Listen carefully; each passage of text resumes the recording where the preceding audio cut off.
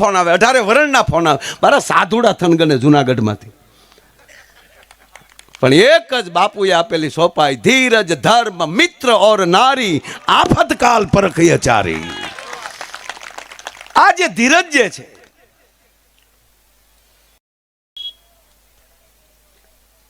એક તારા ટોણા મળાતા હતા દેવાતા હતા કે દેવેત બાપુ તમે આ, પણ પછી તો પાછું શું થાય, મોટા ભાડા હોય ને એટલે પછી બીજા એમ કે તમે જે કરી બરાબર કર્યું. પછી ઈ વળાક લીધો બાપુ અને પાછું એટલા ગામોની પટલાઈ આપેલી, ત્યારે પાઘડી પહેરાવેલી, અને કે તમે એટલા ગામની તમને પટલાઈ દેવામાં આવે છે, લઈ લીધી. મારા યુવાનોને કહું છું, વડીલો આપણા બાપ છે. અહીંયા મંચ ઉપર તમે નીચે બેઠા છો અને અહીંયા વડીલો કે બધા જે સ્ટેજ ઉપર બેઠા છે એમાં ગૌરવ એટલું જ તમારું, આ તમારી તર ઉપર બેઠી છે. ઉકેલ્યા તો તમે છો, આ સમાજની તર છે. ગૌરવ તમારે લેવાનું કે અમારી તરું કેટલી લોટકી છે સાહેબ, બીજું કાંઈ તમારે જોવાનું. ગૌરવ તમારું. દૂધ, જે દૂધ હોય એની તર જાડી હોય, ઉત્તમ દૂધ હોય ને તર જાડી હોય, આ તર બેઠી છે, એ ગૌરવ આપનું છે. મારે યુવાનો માટે એટલું જ કહેવું છે કે બસ આપણી ઉર્જા અને આપણી ઓરા એ આપણા વિકાસ માટે રાખો. આપણો વિવેક કેવો હોવો જોઈએ, આપણું શિક્ષણ કેવું હોવું જોઈએ. પાયામાં શિક્ષણ અને સંસ્કાર છે. તમારી એક વાત ઉપર તમારા સંયમ, સંસ્કાર અને કુટુંબનો પરિચય થઈ જતો હોય છે. એક જ આધાર વાણી ઉપર છે. અને એવા યુવાનો બનો. એટલે બોર્ડિંગનો એટલે કહું કે મારે યુવાનો પાસેથી, જે અત્યારે ભણે છે એની પાસેથી વાત એટલી છે કે કોઈ એવું જીલુભાઈ ફંક્શન હોય અને સ્ટેજ ઉપર આઈપીએસ કે આઈએસ બેઠા હોય, આપણે ત્યારે વૃદ્ધ હોઈએ અને સામે બેઠા હોઈએ, અને ત્યારે આઈપીએસ કે આઈએસ નીચે ઉતરીને કહે માયાભાઈ ઓળખ્યો મને, તેથી તમે બોર્ડિંગે આવ્યા હતા ને, તેથી ભણતો એ વિદ્યાર્થી હું છું. મારે આ ચિત્ર આ જોવું છે, નહીં થૂક ઉડાડવાનું. તમારી પોતાની તાકાત કાંઈક દેખાડો, ક્વોલિટી બનાવો. તમે એક વ્યક્તિ એવી થશો કે આખા જિલ્લાને આજીવન તમારી છત્રછાયામાં રાખી શકો. એથી મોટા એવા થઈ જાઓ કે આખા ગુજરાતને પણ રાખી શકો, અને એમાંથી મોટા એવા થઈ જાઓ ને, એવા મોટા સચિવ થઈ જાઓ તો પાછા દિલ્હી બેઠા આખા દેશને પણ નીચે આજીવન રાખી શકો. પાયામાં ધર્મ છે. ભગવાન કૃષ્ણ એ ભગવાન શું કામ કહે છે આપણે કંસને માર્યો એટલે? નહીં, બિલકુલ નહીં. બધી તાકાત હોવા છતાં શિશુપાલની હો ગાળ્યું સહન કરવાની જેનામાં તાકાત હોય ને, એ કૃષ્ણની નજીક રહી શકે. જેનામાં ધીરજ હોય, જેનામાં સહન શક્તિ હોય.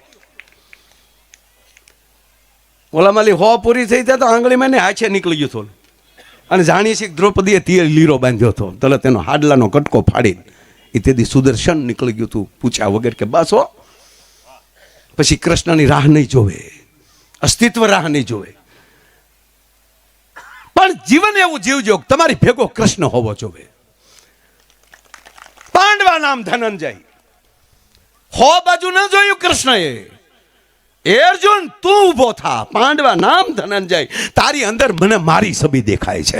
એમ આપણા નાથને, આપણા ભગવાનને, આપણી કુળદેવીને, આપણા વડીલોને આપણા પ્રત્યે ગૌરવ રહેવું જોઈએ કે અમારા છોકરાની અંદર અમારી છબીઓ દેખાય છે, અમારી અણહારું દેખાય છે. અણહાર કઈ? મર્યાદાની, ધૈર્યતાની, ધીરજની. વિષય જે લઉં છું એ સમાજ માટે જ બોલું છું. જ્યાં ડાયરો બેઠો હોય, જ્યાં પ્રસંગ હોય, અને જ્યાં દેવેત બાપુ આવે એટલે આખો ડાયરો હડુફ દીને ઊભો થાય, પધારો પધારો. વાત આની હાથ પાછી કે જે થયું એ બાપા, અને આને ખોલાય નહીં તો ઓલા પાછા આવ્યા હોય તો પાછો કયો દેવો? દીકરો એક જ હતો, એ તો દઈ દીધો હતો, અને હવે એમ ખુલ્લું પડી જાય કે એ ઉગો આપ્યો છે અને આ નવઘણ હજી ઘીરે છે, તો પાછો ક્યાંથી કાઢવું? એટલે વણાક, સહન શક્તિ, ધીરજ. જ્યારે આવે ડાયરો ઊભો થાય, આવો આવો બાપુ, બહુ સારું. અને બાપુ મને એક પ્રસંગ એટલે ગમે કે એક યુવાન જ્યારે જ્યારે આ ઘટના બને, ડાયરો રામ રામ કરે, દેવાતા હતા. એટલે આ માણસ ઊભો થઈને વયો જાય. 21 વર્ષની ઉંમર, લવર મૂસ્યો, મોઢું કાળોટી થાય, રામ રામ ન કરે, ઊભો થઈને વયો જાય. એક જગ્યાએ, બે જગ્યાએ, ત્રીજી જગ્યાએ જ્યાં થયું, ઘણી જગ્યાએ બનેલું, પણ એ જેવો નીકળી ગયો એટલે દેવાત બાપુ ઊભા થઈને ડાયરાને કીધું, બાપા મારે થોડુંક કામ છે. બધા ડાયરાને રામ રામ, હું રોટલા ખાવા નથી ખોટી થતો, માફ કરજો. અને ઓલાની વાહે ઘોડી કરી યુવાનને ખેલાવું બરોબર હેઠો ઉતર કે બાપુ જય દ્વારકાથી, જય દ્વારકાથી. તને દીકરા મારે યારે કઈ વાંધો છે? ખરે બાપુ અમે જ ના, તમે મોભી છો, વડીલ છો, તમારે યારે અમારે થોડો વાંધો હોય. ખોટું બોલતો તને મુરલીધરના સોગન છે. હું જ્યારે આવું ત્યારે તું કાળોટી જા છો, અરે તું ઊભો થઈને વયો પણ જા છો, સહન નથી થતું તારા. તાક તો હવે તમે મુરલીધરના હમ દીધા છે તો બાપુ એક પૂછું કે દઈ દીધો કે હા? તો રાખવો નહોતો. કે રાખવો નહોતો, મરી ગયા, હુકમ કરવો તો તારે. સાબાજ દીકરા સાબાજ, તારી જનેતાને સાબાજ. કયું ગામ તા? કુંભણ. હાલ તારો મહેમાન થવા છે. બાપુ આ મહેમાન થાય છે અને કહેતા હતા ત્યારે કે બસ આવા મોરા હોતા હાપ ગોતવા છે. મોરા વગીરના નહીં, જે મુરલી વગાડીને સામો લડવા મળે એવો નહીં, જેની અંદર ખુમારીતા પડી હોય. અને પછી દેવાય બોદર સોખવટ કરે છે બાપુ. દ્વારકાધીશના સોગંદ નવગણ મારી ઘરે બેઠો છે. દીધો ઈ મારા પંડનો દીધો, પણ આવું કેવું કોના મોઢે? અને વિચાર ઈ કરતો હતો કે મારા ગયા પછી મારા જાહલના રખોપા કોણ કરશે? પણ હવે મને ભરોસો બેહી ગયો, આ ખોરડું મારી જાહલને પણ હાચવી કે મારી દીકરી તારા દીકરાને દીધી, મારી જાહલ તારા દીકરાને દીધી. અને હવે કર ભેગા સંબંધના નામે, પણ પીરહિયા ગોજે, ખાઈ લે એવા નહીં. હવે પીરહવાનું ટાણું આવ્યું છે. 20 વર્ષ પછી દેવાજ બોદર આ ભૂમિમાં, આપણી ભૂમિમાં, કુંભળની ભૂમિમાં હોરઠનો નિર્ણય કરે છે કે હવે કર હાબદા બજાને અને કહેજે પીરહીએ કોઈ આવજો. પીરહિયા ભેગા કરવાસ, વરો મોટો છે. અને તેથી દ્વારકાથી લઈને ઘોઘા સુધી 1200 તરવરિયાઓ ઊભા થયા હતા. અને કેવલ 1200 એ જુનાણાની સત્તાને ઉચકાવીને હેઠી નાખી દીધી અને નવઘણને ગાદીએ બેહાડી દીધો. તો આજની તારીખે આ ઇતિહાસ ફૂફાડા મારી રહ્યો છે મારી તમારી સામે. એ વાત કઈ ધીરજ નહીં, જેની અંદર સમજણ હોય, આવા વડીલોના માર્ગદર્શન હોય. એ આને ખંભે બેહાડી લેજો વડીલોને, એની દ્રષ્ટિ લઈ લેજો. પછી આપણા પગ ભલે ગમે એવા મજબૂત હોય. હવે મારે વચ્ચે કહી દઉં, પૂંજી બાપુ એકવાર કથામાં કીધેલી વાત કહું કે એક ગામમાં આગ લાગી, બહુ ભયાનક લાગી ગઈ. ટૂંકમાં આપણે એમાં કેટલી લાગી હું લાગી નહીં, પણ ગામ ખાલી થઈ ગયું. ત્યારે કાચા મકાન અને વાહડા એવું જ હોય બધું. એટલે બધું ભડભડ ભડભડ, એટલે આખું ગામ દોડી દોડીને સરપંચ આખું ગામ વહી ગયું. 2 જણા હલવાણા, એકને આંખ નહોતી, એકને પગ નહોતા. પગ હતી અને આંખ હતી, આંખ હતી અને પગ નહોતા. એ 2 મૂંઝાણા. ઓલો પગ વાળો પણ આંખું નહીં, જ્યાં હોય ત્યાં ભીતે ભટકાય. અને એમાં આ દ્રષ્ટિ વાળો આંખ વાળા હતા, એ જોઈ ગયા અને કીધું કે સીધો હાલ, બસ બરોબર, થોડોક ડાબો, માર્ગદર્શન આપવું એ પ્રમાણે મારી સુધી વહી આવ્યો. અને વહી આવ્યો. પછી કીધું કે હવે કામ કર, તારે પગ નથી ને, ઓલા તારે આંખ નથી ને, મારે આંખ છે, તું મને તારા ખંભા ઉપર લઈ લે અને પછી હું કહું ને એમ હાલ, એટલે 100% બારા નીકળી જાવ. 100% બારા નીકળી ગયા. એમ કદાચ આપણે યુવાન છીએ, આપણા યુવાનોને પગ થનગનતા હોય, પણ દ્રષ્ટિ ન હોય ને તો આવા વડીલોને ખંભે લઈ અને કહેજો કે હવે તમે અમને દ્રષ્ટિ આપો અને અમારા પગનું જોર આવી જાય. અને જ્યારે અને દ્રષ્ટિ જ મેન વાત છે. ભગવાન કૃષ્ણે કીધું અર્જુનને કે હું તને દ્રષ્ટિ આપું છું. ગીતામાં વાંચજો ને, ફરજિયાત ગીતા એક વાર વાંચી લેજો. અને એક બીજી મારી એક પ્રાર્થના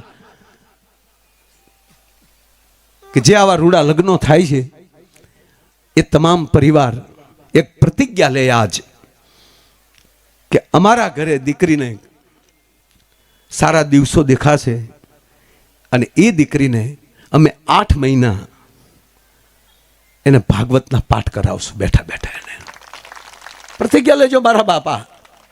8 મહિના એ દીકરીને પૂજા કરશું અમે. અને એ આખો પરિવાર 8 મહિના સવારમાં જાગીને દ્વારકાધીશને પ્રાર્થના કરે, કુળદેવીને પ્રાર્થના કરે કે અમારા ઘરે દિવ્ય ચેતનાનું આગમન કરજો, અમારા ઘરે દિવ્ય ચેતનાનું આગમન કરજો. આ તમે 8 મહિના પ્રાર્થના કરો અને પછી અખતરો જોઈ લેજો, એ તમારી ઘરે દ્વારકાધીશની જ ચેતના તમારી ઘરે પ્રવેશ કરશે. કારણ કે અનેક ચેતનાઓ આકાશમાં ફરે છે, એને અવતરવું છે. એ આવી માવુને ગોતે છે, એ કાંઈ ભેળપુરી વાળીની પાસે નહીં જાય. એ ચેતનાઓ, આ બધાય સંસ્કાર આપણા વડીલો પાસેથી મળ્યા છે.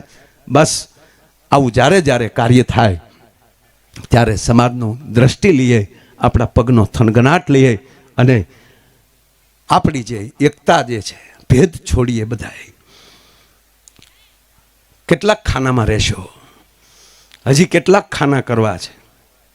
પગે લાગીને તમારો દીકરો માયો આયર દીકરો થઈને તમારી પાસે એક બે હાથ જોડીને ભીખ માગે છે કે હવે બધું છોડો. હમણાં જ થોડાક દિવસ પહેલા સંઘના વડા મોહન ભાગવતજી સાથે બેસવાનું થયું. હજી 5 દિવસ પહેલા 2 કલાક જેટલું બેઠા એની સાથે. અને એણે જે વાત કરી કે માયાભાઈ 5 સૂત્રો બધાને આપજો. અને પૂજ્ય બાપુના બહુ યાદ કર્યા કે સમરસતાનું મોટામાં મોટું કોઈ કામ કરી રહ્યો હોય તો પૂજ્ય મોરારી બાપુ કર્યા છે કે એ ઝૂંપડે જઈ જઈને નાના માણસનો રોટલો ખાઈ આવે છે, નાના મોટાનો ભેદ તોડી નાખે છે. બસ આપણા આંગણે સ્વચ્છતા આવે, આપણા આંગણે સ્વદેશીપણું આવે, આપણા આંગણે સમરસતા આવે, આપણો પાડોશી આપણાથી દુઃખી ન થાય, આપણો પાડોશી આપણા ગામનો નાનો માણસ આપણાથી એક સંતોષકારક થાય, બીજા સમાજનો માણસ તમને પ્રેમ કરે, તમારા પ્રત્યેનો ભાવ પેદા થાય. તમારા આંગણે તુલસી રોપાય, વૃક્ષો રોપાય અને આપણા આંગણે રાષ્ટ્ર પ્રેમ પેદા થાય. ધર્મ તો હોય પણ ભારત પ્રત્યેનો સ્વદેશીપણાનો, રાષ્ટ્રપણાનો આપણી અંદર પૂરેપૂરો. તમે બધું કરી શકશો, જો રાષ્ટ્ર નહીં બચાવી શકો તો શું થશે? રાષ્ટ્ર બચાવો તો શું કરવું? કે ધર્મ ક્યારે બચે? કે આપણી અંદર એકતા આવે. 5 જ હોય પણ હારા હોય તો કૃષ્ણ જેવા લાગીએ. પણ જે વડીલો હામાં બરબરિયા કરતા હોય, આ દુર્યોધન કર્યું. હું રાજા ધૂતરાષ્ટ્ર મજબૂર કરી દીધો, તો તમે કયો એમ, તો તમે કયો એમ. દુર્યોધને જેને સેવાડાના નાના માણસ કે આવી વ્યક્તિ સાથે આખા ભીષ્મ જેવા ન બોલી શકે, ત્યારે કૃષ્ણ કહેતો હોય. એને તો બહુ અલગ શબ્દ વાપર્યો છે કે હે અર્જુન, આના વિનાશ માટે હું જન્મ લેતો હોઉં છું. પરિત્રાણાય સાધુનામ, આ સંતોનો અને આવા વડીલોના પરિત્રાણ કરવા માટે હું આવતો હોઉં છું. વિનાશાયચ દુષ્કૃતામ. અને પછી જ્યારે એની રીતે જ થઈ જતું હોય છે, એમાં કોઈ જાતનું આયોજન ન હોય, પણ ભગવાન ભેગો હોય ત્યારે આ બધું થાય. તો યુવાન મિત્રોને એટલું જ કહું, આપણા વડીલો રાજી રહે, આપણે જેનું ઓઢણું ઓઢીને બેઠા છીએ એ રાજી રહે, એવું આપણે જીવન જીવીએ. અને આવા ધર્મના કાર્યો, રાષ્ટ્રના કાર્યો અને આવા સમાજના કાર્યો, શરૂઆત તો સમાજથી થાય ને. આવી રીતે ભેગા બેહતા થઈ જાય મારા બાપ, તો જેનું અન્ન ભેગું એનું મન ભેગું. અને આવા વડીલોના સાયો મળ્યો હોય અને ત્યારે આવો રૂડો અવસર હોય. નહીં તો છેલ્લે એક વાત કહી ને તમે એમ થાય કે માયાભાઈ પાછું એનો મૂળ તો પ્રોગ્રામનું કાંઈ કીધું નહીં. એક દીકરી હારે જાતી હતી, હું આમ બધે ફરું ને બધું જોતો. આ એક હમણાં કોઈક નવું લાવ્યા, હલ્દી રસમ. એ પીઠી હોય ડોહી, હલજી રસમના દીકરા થાય છે. નહીં, મેં ફરીવાર છેલ્લે વાર કહું કે તમારી ડિઝાઇન બદલવી જોવે, પણ તમારી ધાતુ ન બદલી જવી જોવે. હું કોણ છું એ ભૂલાઈ ન જાય. એ ધાતુ ન બદલવી. ઓલી દીકરી હારે જાતી હતી. હવે તો નાના બાપુ સારું છું, અમે વેલા હેર પરણી ગયા બધા. આપણે તો હજી નથી. હજી તમે કલ્પના તો કરો કે આપણે જમાય શબ્દ નથી બોલાતો, આપણે હાહરાન હાહુ શબ્દ નથી બોલાતો. એ તો જુઓ તમે, ફૂઈ કહેવાય, મામા કહેવાય, ભાણેજ કહેવાય. શું આપણી પરંપરા છે યાર. અમારો ભાણેજ આવ્યા છે, કુમાર. ઈ કુમાર નહીં, ખોટો માર, કુમાર.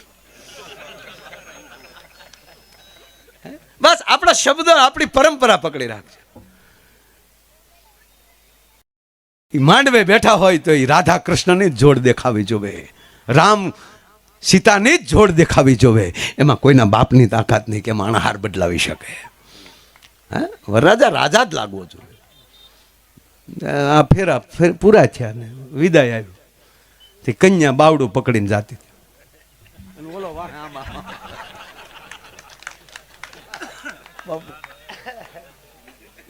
જોશો નું ફ્રેશ જોઈ.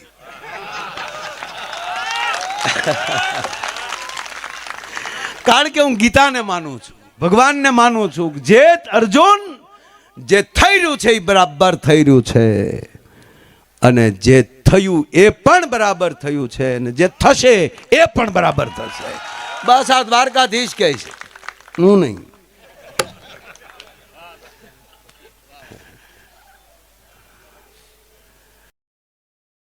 કન્યા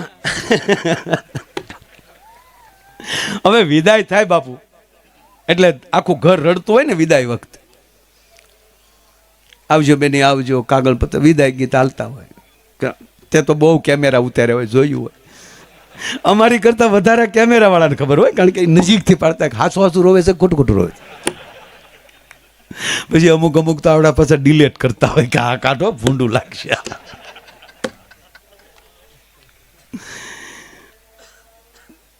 તો બેનપણીઓ રડતી હતી, એની સગી બહેનો રડતી હતી, પરિવાર રડતો હતો.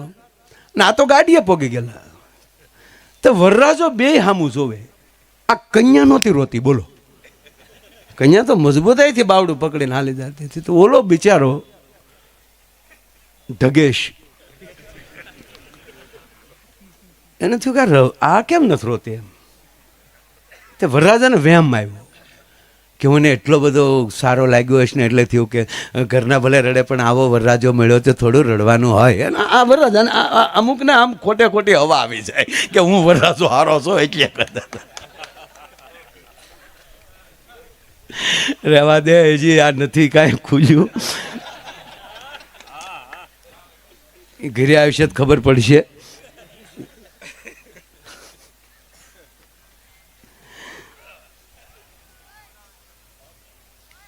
કારણ કે જોવા ગયા હોય ત્યારે કોકના બંગલા દેખાડ્યા હોય. કન્યા ઘરે આવે પછી ન ખબર પડી જાય કે બસ આમાં કાંઈ આ તો બસ તપાસે બેઠા હું કે તારા પપ્પાએ એટલો ખર્ચો કર્યો બધું મેં વેચી નાખ્યું, એટલે અમારી ઉપર હું કેમ ના કરતો. એટલે વરરાજો આમ એની હાળીઓ સામો જોતો હતો, નાની સામું જોતો. તા તો એને ઠોહો માર્યો બાઈ. ન્યા હું ટગર ટગર ડોળા કરો, તમારા ડોળા આમ કાંઈ હોખ ન લાગતું, બેહો ગાડીમાં એમ કરીને ઘૂસતો માર્યો તો થોડો ભગ દઈને ગાડીમાં પડી ગયો. ઓલો કે પૂરું છું આવતા ના અંધાણ મળવામાં માટે. અન કન્યા પાછી ફર્યો અને મળી એના પરિવારના ગગલાવા. રોવા હું ડોઈશ્યું બેઠ્યું છો, સાન્યું રહ્યો ને, રોવા હું બેઠ્યું, હું પહેલી વાર હારે જ આવશો. પછી ગામને ખબર પડી કે આ એટલે રોવે કે હવે રહેજે મારી માં.